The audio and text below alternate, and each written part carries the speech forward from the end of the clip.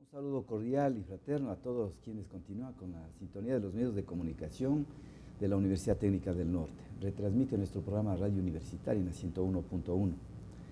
La Organización Mundial de la Salud hace 19 años, en 1997, determinó que el mes de abril, el 11 específicamente, sea el Día Mundial del Parkinson. Sobre ese tema vamos a hablar con el doctor Iván Viñán, que es neurólogo, especialista en neurología. Iván, qué gusto tenerte acá, buenos días. Gracias, Julio Miguel, siempre es un honor compartir contigo en estos programas educativos. Qué bueno, mira, Iván, a mí me sorprendía de que desde 1817 James Parkinson, que ya describió esta parálisis agitante, le llamaba él, un ensayo, ¿no? Sí, así es. Él, desde los primeros años de 1800, cuando ya inició realmente su ejercicio médico pleno, porque él era un hombre muy amplio en su quehacer, sociólogo, politólogo, paleontólogo, socialista, o sea, un hombre completo, luego la medicina. Y él hizo la observación de 6 casos iniciales de una parálisis agitante. Es muy interesante porque se describe que él no examinaba a sus pacientes. Solo los veía. Solo los observaba. Y él hizo un seguimiento a largo plazo y pudo ir viendo cómo estas personas experimentaron una serie de cambios. Y él hizo este ensayo y escribió algo que después de 60 años fue reconocido como la enfermedad de Parkinson, en homenaje a su descripción inicial, que fue realmente maravillosa. Y tú, como neurólogo, igual seguirás observando a los pacientes, porque hasta ahora no hay un examen de sangre que me hagas y me digas, ¿sabes qué? Tú estás con Parkinson inicial. Es la clínica, ¿no? Es la observación. Efectivamente, como en muchas enfermedades, en realidad, no solo en el campo neurológico, es la evaluación clínica, es decir, la historia clínica, el examen clínico, lo que nos puede determinar que una persona tiene la enfermedad de Parkinson. No existen hasta el momento ni pruebas neuroradiológicas ni marcadores biológicos, aunque se está trabajando en ello, que digan que una persona tiene enfermedad de Parkinson. En Quito hay un hospital del adulto mayor cerca del hospital Pablo Arturo. Hicieron un examen a más o menos 899 pacientes y encontraron 103 con demencia relacionada al Parkinson. Efectivamente. Bueno, la enfermedad de Parkinson en estadios tardíos puede presentar también alteraciones cognitivas, es decir, hacer una demencia asociada a la enfermedad de Parkinson. Pero también hay varias formas de demencia, entre estas el mismo Alzheimer, que pueden en sus fases finales presentar ciertas alteraciones del movimiento semejantes al Parkinson. Entonces, estas son formas de demencia con parkinsonismo. Entonces, es importante que estas parálisis agitantes, como se las llamó inicialmente, pueden presentarse en diferentes tipos de patologías del sistema nervioso. Porque, ¿qué es lo que te llama más la atención al observar al paciente? Es el movimiento incontrolado, ¿no? O sea, hay muchos, porque exceso de salivación o resequedad, ahí reflejan estreñimiento, pero lo que más te llama es este movimiento incontrolado. Efectivamente, dentro del análisis clínico, digámoslo así, son 4 los síntomas y signos primordiales para uno sospechar en una enfermedad de Parkinson. De hecho, en las guías actuales se recomienda que al menos 2 de estos signos principales estén presentes. Y son los que efectivamente las personas mismas y los familiares ya nos cuentan, ¿no? Una persona que inicia un temblor, ¿sí? Un temblor que característica puede observarse en las 4 extremidades, pero lo esencial es de que al inicio es asimétrico, es decir, afecta a un solo lado y luego progresivamente va afectando a los 2 lados. Un temblor que es característico de reposo, es decir, la persona está quieta y empieza a hacer un temblor en el que como que los dedos índices de pulgares, ¿sí? Se acercaran y empieza ese temblor. Y lo mismo en la pierna. Entonces esto es importante porque esto las personas lo ven. La otra cosa que la gente empieza a notar es la lentitud de los movimientos. La persona deja de hacer los movimientos con la misma agilidad que antes lo hacía, lo que nosotros llamamos la bradicinesia, lentitud de movimientos. La otra cosa que la persona nos comenta es, soy más lento, más tieso, más rígido para hacer los movimientos. Entonces, este es el otro síntoma cardinal, la rigidez. Y por último, las alteraciones del equilibrio. Son personas que con mayor facilidad se caen. Entonces, temblor, lentitud de movimientos, rigidez y alteraciones del equilibrio son fundamentales signos y síntomas en una persona con enfermedad de Parkinson, y que eso nos obliga a investigar a ver si se trata específicamente de esta enfermedad. Y eso es progresivo. Esto es progresivo, es una enfermedad progresiva. Neurodegenerativa. Desgraciadamente neurodegenerativa, porque hay que recordar que se calcula que pasan 18 a 20 años, ¿sí?, después de que ya se han iniciado las alteraciones en las células de la sustancia negra del cerebro, en donde hay esta depresión, esta disminución de la dopamina, para recién empezar estos síntomas típicos, 18 a 20 años. Y es más frecuente en personas mayores de 60 años. Se puede presentar, hay casos en 40 años, pero la mayoría son adultos mayores. Así es una enfermedad del adulto mayor, efectivamente sobre los 60 años. La incidencia y la prevalencia son mucho mayores. Se han descrito casos de más jóvenes, sobre los 40 años, que se dice el Parkinson de inicio temprano, como también enfermedad de Parkinson en niños y adolescentes que están ligados a ciertas alteraciones que ya se han determinado en genes, que inician tan temprano como en estas edades, niños y adolescentes. Es raro, pero existe. Ahora, lamentablemente no existe pruebas de laboratorio que determinen, solamente con la clínica me podría decir si es Parkinson o no es Parkinson, porque por ejemplo, si yo me dedico al alcohol muy joven y ya me vuelvo dependiente, más llamado adicto, ya es un paciente enfermo, va a tener movimientos parecidos al Parkinson, entonces son movimientos parkinsonianos. Así es. Esto es importante y esto hay que recalcarlo, porque hay la enfermedad de Parkinson con las características que hemos señalado, y hay los parkinsonismos, es decir, enfermedades que pueden presentar síntomas parecidos al Parkinson. Aquí, las más comunes en nuestro medio efectivamente son los temblores que podríamos observar en la persona que es dependiente al licor, personas que han recibido tratamientos con neurolépticos, sí, se observa mucho esto en los pacientes psiquiátricos, que realizan cuadros muy similares, con un temblor, con una rigidez, con una lentitud de movimientos parecidos a la enfermedad de Parkinson, sin ser Parkinson. Esto es un parkinsonismo.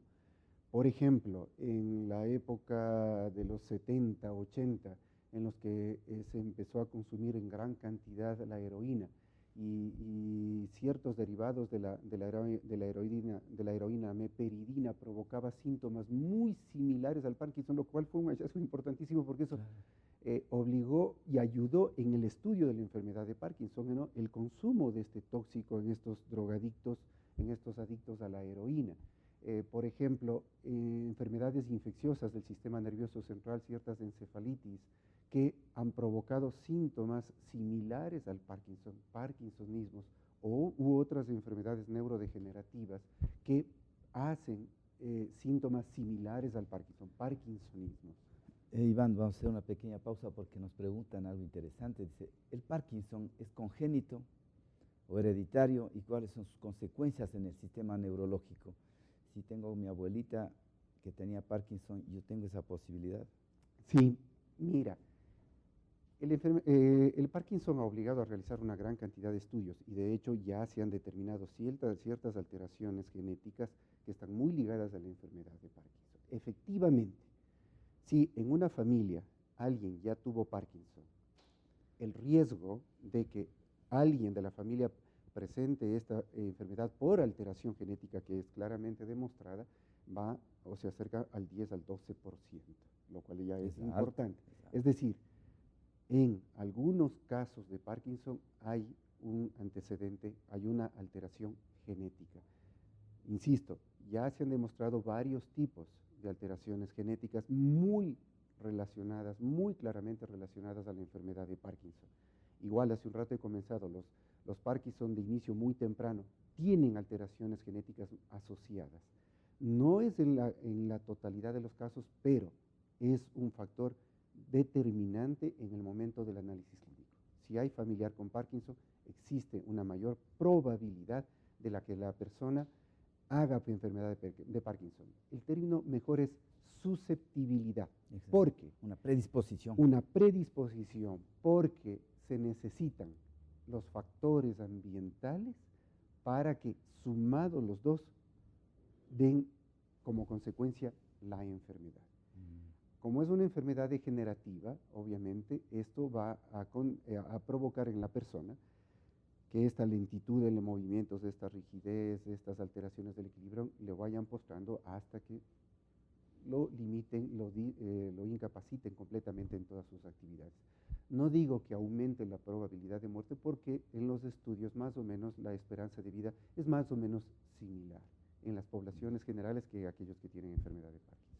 Y como ahora la esperanza de vida ha aumentado en todo el mundo por la tecnología y por muchas cosas, también aumenta el número de pacientes con Parkinson. Sí, parece existir esa asociación, es decir, mayor edad, mayor personas con Parkinson, aunque en realidad las demencias tienen mucho más en esto, ¿no?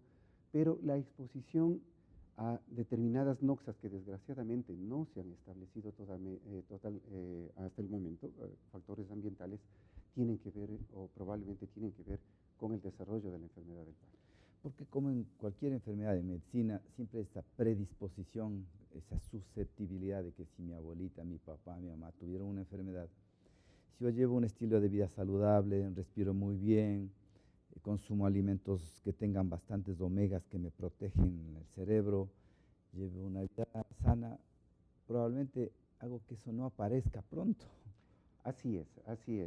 Probablemente, y la palabra es probablemente porque es difícil determinar esto. Por ejemplo, se han hecho estudios poblacionales para ver qué poblaciones tienen más riesgo de enfermedad de Parkinson, y en algún momento se dijo que las poblaciones rurales tendrían mayor chance de realizar Parkinson porque estaban en contacto con las actividades de agricultura y por lo tanto con la utilización de los pesticidas. Entonces, por allí podría haber alguna predisposición. Ya hemos dicho, la adicción a ciertas drogas como la heroína pueden tener este riesgo mayor. Medicamentos. Enfermedades, ciertos medicamentos. Pero les digo, parkinsonismo y no enfermedad de Parkinson. Entonces es un campo todavía que está en investigación y en experimentación, que esperemos que en unos años puedan darnos más luz. Porque cuando yo oigo Parkinson, me acuerdo de mi ídolo, que fue Mohamed Ali, Cassius Clay.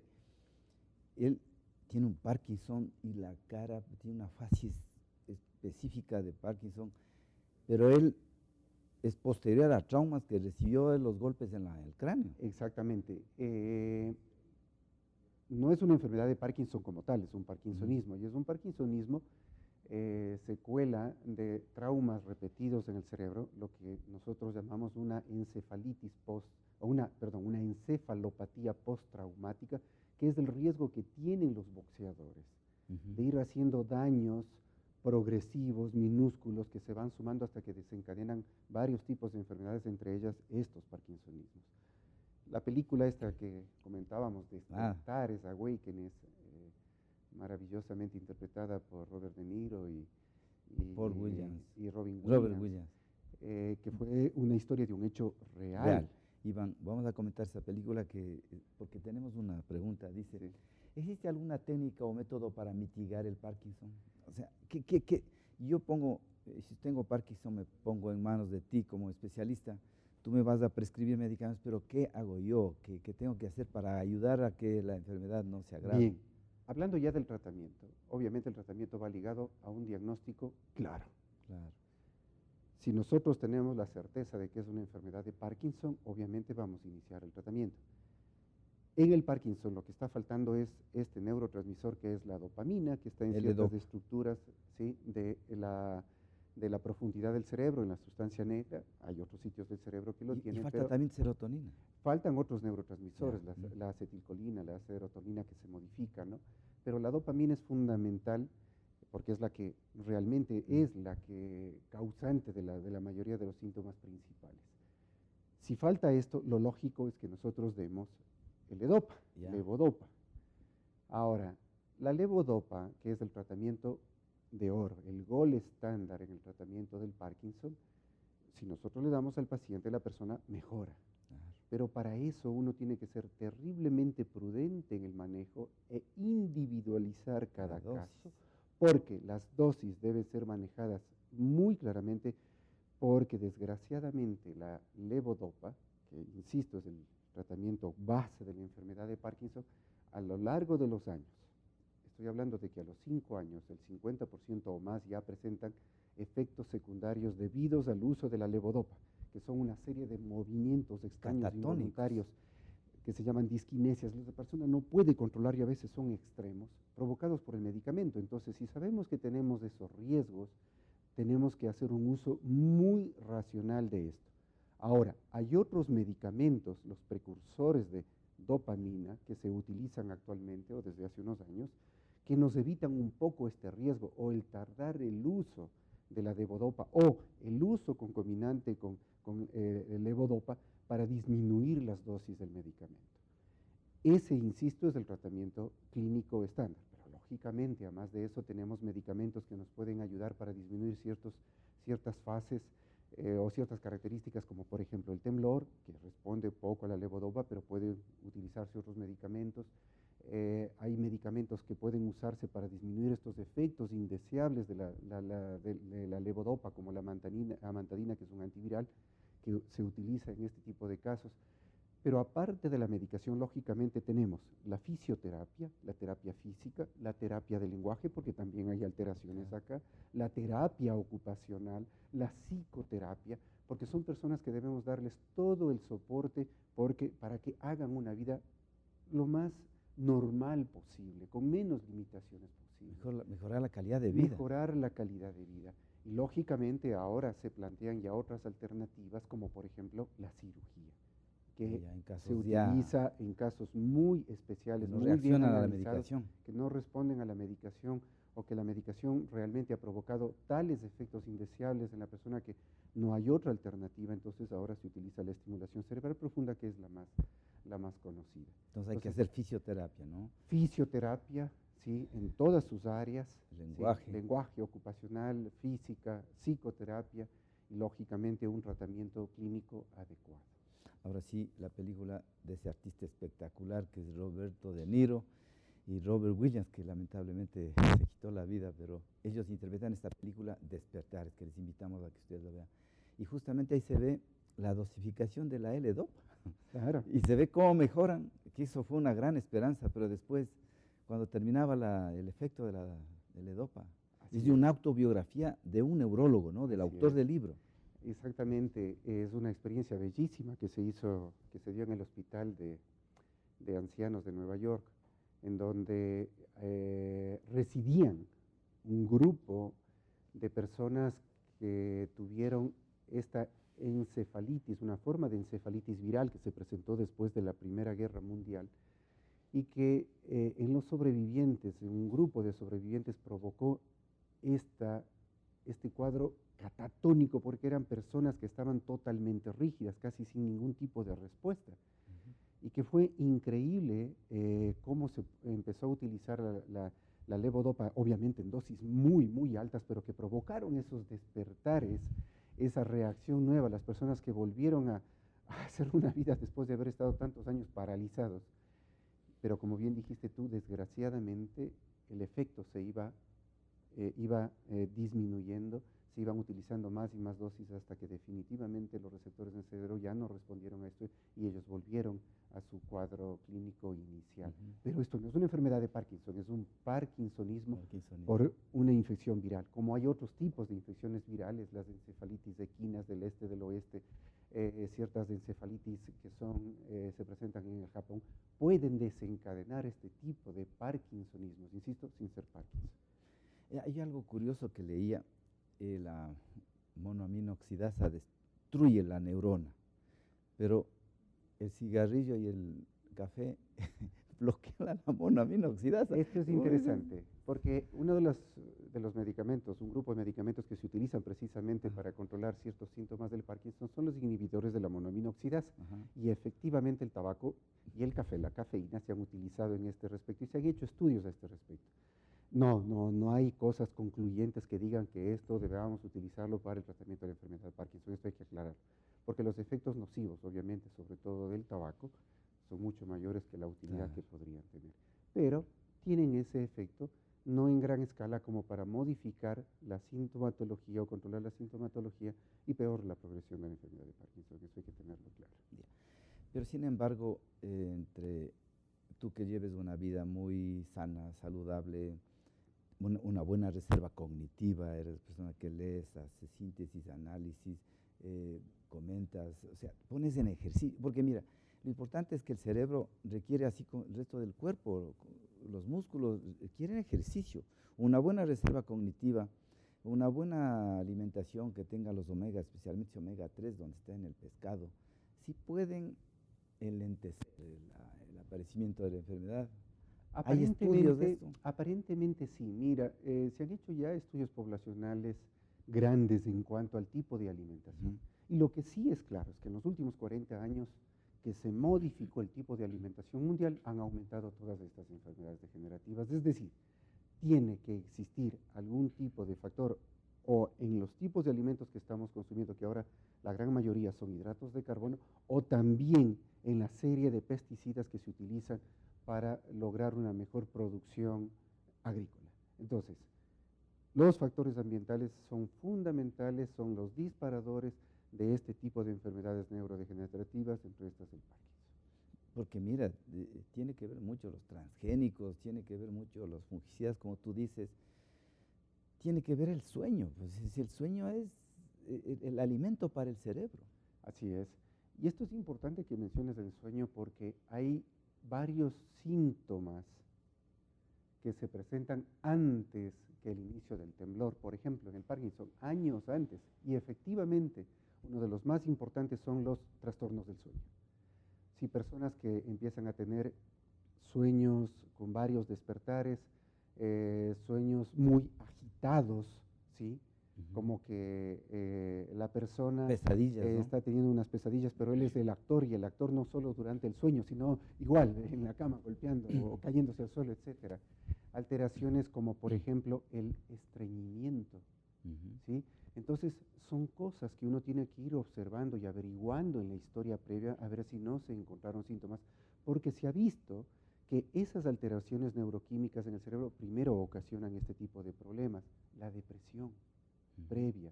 Entonces, es fundamental hacer un análisis clínico muy amplio para tratar de determinar esos síntomas iniciales y luego, obviamente, los síntomas cardinales que diagnostican la enfermedad de Parkinson.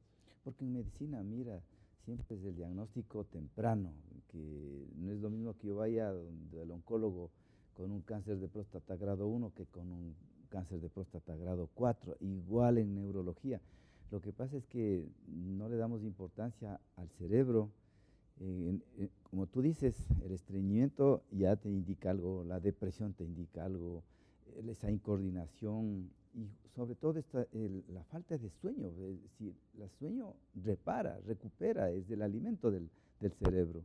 Y si no recibe ese alimento todos los días, se va a deteriorar.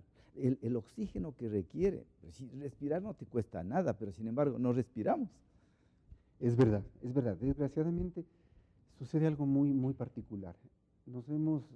Y esto los médicos también, y todo el campo médico, o sea, nos hemos dedicado a lo largo de los años a estudiar todo lo que sucede con todo lo que es más fácilmente evidenciable, o sea, todas las patologías pulmonares, cardíacas, gastrointestinales, traumatológicas, es decir, lo que está a la vista. Pero lo que sucede con nuestro cerebro, que es el órgano principal, en realidad poco importancia le hemos dado. Obviamente ahora los estudios son impresionantes, pero estamos viendo que tenemos señales desde muchísimo antes que nos podrían indicar la probabilidad en los años siguientes de desarrollar algún tipo de enfermedad neurodegenerativa.